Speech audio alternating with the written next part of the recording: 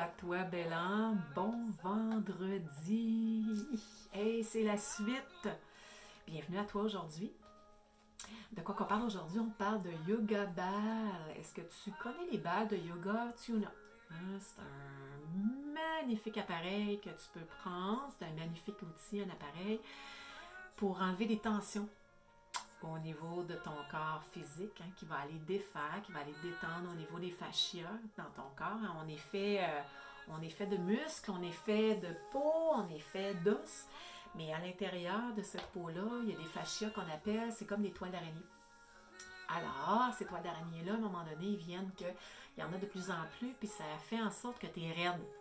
On se lève le matin, on a comme un petit peu plus de misère à vouloir starter, à vouloir faire notre journée. Alors, le yoga ball, aujourd'hui, je te partage des techniques que j'ai appris avec un de mes professeurs en biomécanique quand j'ai suivi mes cours en yoga, qui est Mimi Martel, que je salue en même temps. Bonjour Mimi.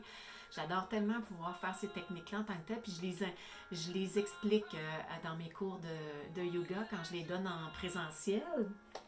Je le partage avec mes yogis, les sadhakas qu'on appelle. Alors, les mains. Alors, si tu as une balle, prends pas une balle de tennis ou des balles de plastique, c'est dur pas mal pour le corps. Avec des balles de yoga tune-up, c'est une balle qui a une certaine densité.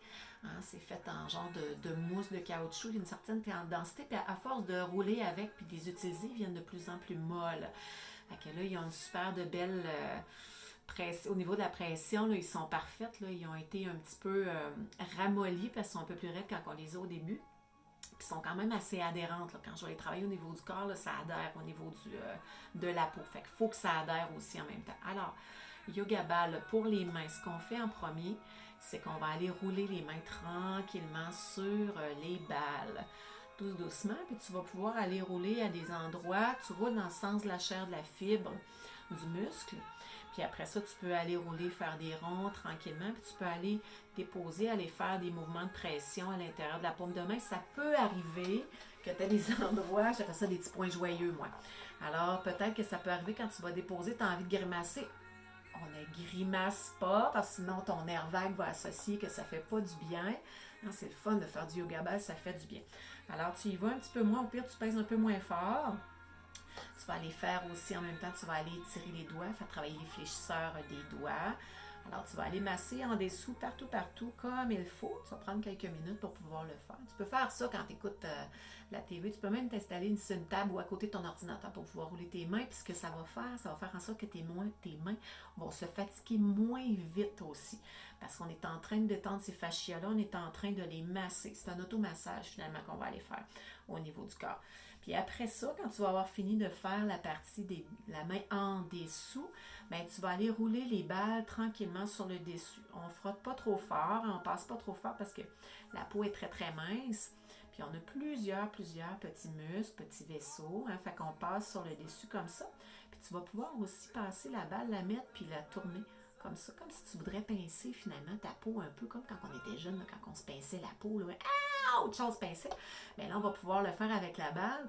On va aller pincer tranquillement, tout doucement pour pouvoir aller enlever ça, ces fascias-là, ces tensions-là qu'il va aller avoir. Puis ce que ça va avoir comme effet, mais en massant cette partie-là, que tes mains vont être moins fatiguées, ça va faire en sorte qu'au niveau de ton poignet, de niveau de ton avant-bras, jusqu'à ton épaule, tout est interconnecté ensemble, mais ça va faire en sorte que ça va être plus détendu. Alors si tu fais l'exercice, que tes mains sont écartées, une qui est massée puis une qui n'est pas massée, tu vas aller ouvrir, griffe, ferme, ouvre, griffe, ferme, ouvre, griffe, ferme, ouvre, griffe, ferme.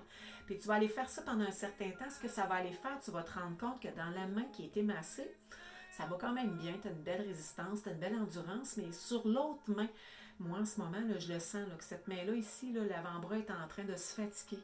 Je manque d'énergie, là, ça vient un petit peu plus tendu, là, ça fait un petit peu plus mal. Alors les mains, de pouvoir les masser, ça fait hyper du bien pour pouvoir détendre, préparer le corps, passer dans une autre étape, être plus dans l'accueil, dans le lâcher prise. Alors on masse l'autre main. Peut-être que ça peut arriver que tu as un côté qui va être un petit peu plus tendu que l'autre. C'est pas grave, tu masses un peu plus longtemps sans aucun problème. Puis savais-tu qu'aussi à l'intérieur de tes mains, en réflexologie, on a des points au niveau des mains. Alors ces points-là, qu'on appelle qui vont aller travailler avec les aiguilles.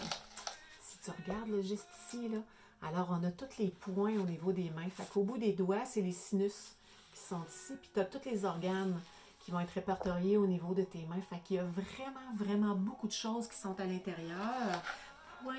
Plein de points centrales qui vont aller donner l'information au niveau de ton cerveau, qui est ton hypothalamus, qui est le chef d'orchestre finalement, qui va aller orchestrer pour aller rediffuser toutes les informations au niveau de ton corps physique.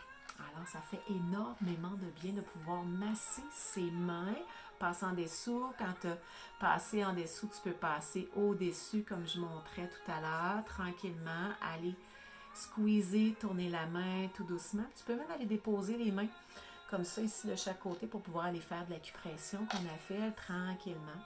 Hein, tu peux y aller tout doucement. Tu pourrais faire une main à la fois si tu veux, mais tu peux en mettre deux, hein, sans mettre tout ton poids sur ton corps, mais tu peux y aller tout doucement pour aller faire un peu plus de pression.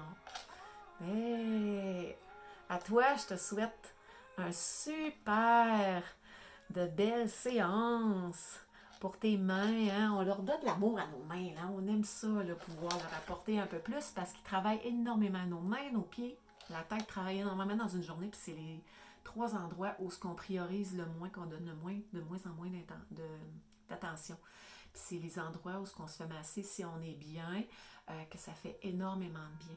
Fait que prends le temps, c'est quelque chose que tu peux faire à tous les jours qui est hyper simple, que c'est vraiment pas long. Tu pourrais même être installé quand tu es dans l'auto à côté de la personne avec qui tu conduis, tu pourrais masser. Puis en même temps, tu masses tes cuisses.